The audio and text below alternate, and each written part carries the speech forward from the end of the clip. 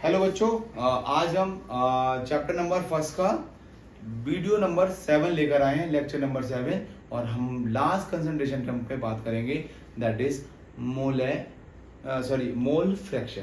अगर हम बात करते हैं मोल फ्रैक्शन की, तो इससे पहले एक टॉपिक छोटा सा है कि अगर दो कंपोनेंट हैं, they have a different molarity, तो उनका जो रिजल्टिंग मोलैरिटी होगी वो क्या होगी। दोनों को मिक्स करते हैं तो उनकी रिजल्टिंग मोलैरिटी क्या होने वाली है। तो अगर मैं टॉपिक की बात करूंगा तो molarity of a resulting solution, molarity of the resulting solution. Molarity of the resulting solution की बात करेंगे तो मोलैरिटी की रिजल्टिंग वैल्यू की बात करेंगे तो मोलैरिटी क्या है, मोलैरिटी ऑफ रिजल्टिंग सॉल्यूशन। तो अगर मैं बात करूं कि मेरे पास एक डिब्बा ये है जिसकी मोलैरिटी M1 है, वॉल्यूम B1 है, दूसरा मेरे पास सॉल्यूशन है जिसकी मोलैरिटी M2 है और B2 है। इन दोनों को मैंने मिला दिया तो मेरी जो रिजल्टिंग होगी, मैंने सब कुछ मान लिया M3, तो वॉल्यूम क्या होगा सर, वॉल्यूम दोनों का एडिशन हो जाएगा। तो या डायरेक्टली फॉर्मूला जो जनरेट होगा that is M1 B1 plus M2 B2 is equals to M3 B1 plus B2। This is the formula of molarity of a resulting solution. जब हम दो कंपोनेंट्स को मिक्स करेंगे तो उनकी रिजल्टिंग वेलोसिटी रिजल्टिंग मोलैरिटी क्या होगी। क्लियर है बेटा। Now the last concentration term is mole fraction. तो मोल फ्रैक्शन बेटा, मोल फ्रैक्शन को हम क्या जानते हैं भाई, इस नाम से ही, इस नेम से ही पता है कि मोल फ्रैक्शन यानी कि मोल्स का फ्रैक्शन, जिसको हम एक सिंबल है काई, किससे, काई से डिनोट करते हैं। कई जगह पे चाय लिखा होता है, कई इसको काय पढ़ते हैं, तो काय से मैं बोलूंगा mole fraction. Mole fraction basically ratios होता है नंबर ऑफ मोल्स और टोटल नंबर ऑफ मोल्स के बीच का। ये जो रेशो है वो देखो, number basically mole fraction is defined as the ratio of the number of moles of component to the total number of moles of the component. So it is the ratio, so mole fraction is the ratio of number of moles to the total number of moles.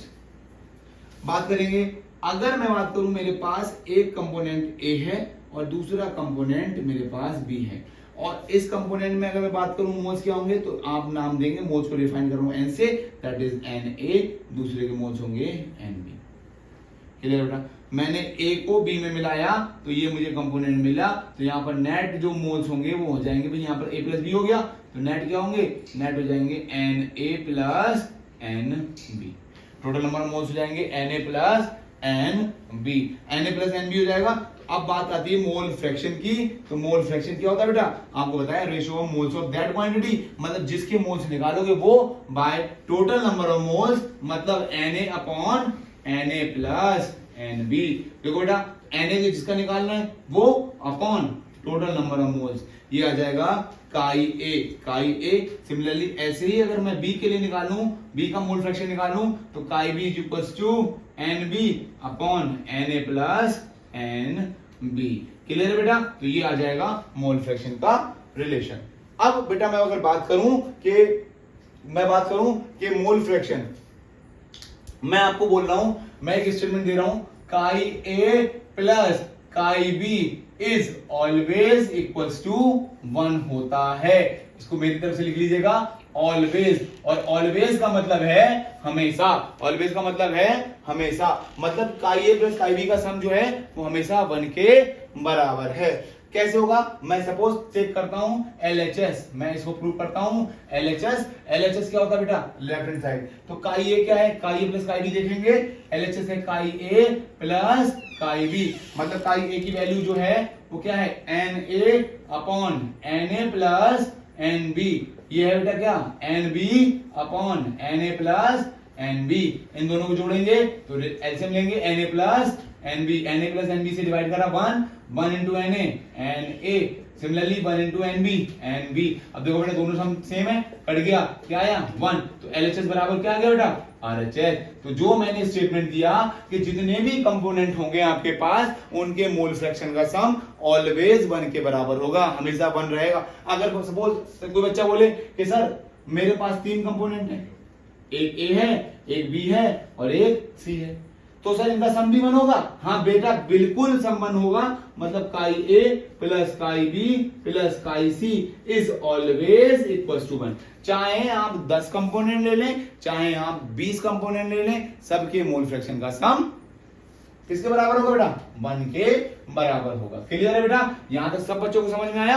और यहां तक समझ में आने के बाद कल हम इसके नेक्स्ट वीडियो में हम इसके सारे न्यूमेरिकल जितनी भी कंसंट्रेशन टर्म्स पढ़ाई हैं आपको, mass percentage, weight volume by volume percentage, weight by volume percentage, parts per million, molality resulting of solution, molality के अंदर ही पार्ट है। और मैंने आपको पढ़ाया लास्ट मोल फ्रैक्शन आपको पढ़ाया। तो ये सारी जितनी भी कंसंट्रेशन टर्म्स हैं, इनके सारे न्यूमेरिकल्स कल की हम वीडियो में लेकर आने वाले हैं।